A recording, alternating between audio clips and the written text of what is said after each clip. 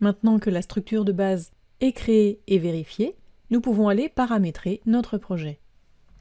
Ici, si vous n'avez pas modifié ou supprimé vos préférences de Maya depuis la formation précédente, vous devez toujours avoir le polycount ici qui est affiché, ainsi que le nom de la caméra active.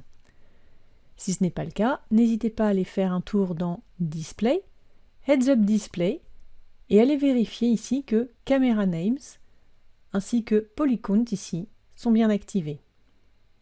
Pour cette formation, nous allons modifier nos préférences de façon un petit peu différente que les fois précédentes.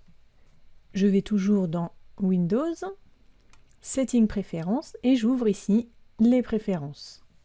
Je vais commencer par vérifier que dans Files Project, j'ai bien activé mon autosave avec une limite de 5. Mais ce qui va être un petit peu différent ici, c'est que nous allons aller dans le sous-menu Time Slider ici et modifier le framerate. Alors le framerate, c'est le nombre d'images qui va défiler en 1 seconde dans notre animation.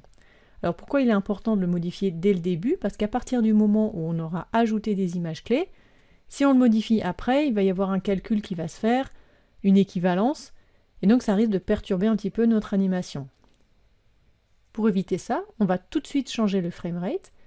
24 fps étant un format plutôt cinéma, nous allons passer sur le standard vidéo européen qui est de 25 images par seconde. Donc je passe ici sur 25 fps. Ici on voit que notre timeline a été ajustée et on voit bien ici 25 fps qui est activé. Je vais également aller modifier un autre paramètre qui est playback ici. Par défaut, il est activé sur Play Every Frame. Qu'est-ce que ça veut dire? Ça veut dire que l'animation qui va être jouée ici, quelle que soit sa vitesse de calcul, va être calculée chacune des images. Donc si on a une animation qui est très lourde, comme par exemple avec des particules ou avec des effets dynamiques qui sont assez gourmands en ressources, nous allons voir toutes les images, mais elles ne seront pas forcément lues en temps réel à cause de la durée du calcul qui risque d'être plus longue que le temps réel.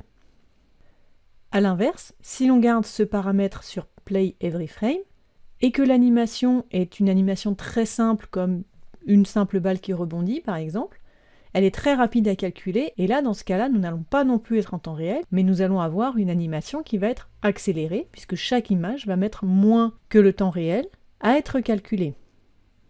Pour éviter ceci, nous allons donc modifier ce paramètre ici, en cliquant sur le menu déroulant et en choisissant 25 fps x 1, qui est la vitesse réelle de notre animation. Ici, nous aurions une vitesse ralentie, avec un facteur de 0,5, donc 2 fois plus lente. Et ici, nous aurions une vitesse accélérée, x2, donc 2 fois plus rapide. Je reste bien sur 25 fps x 1.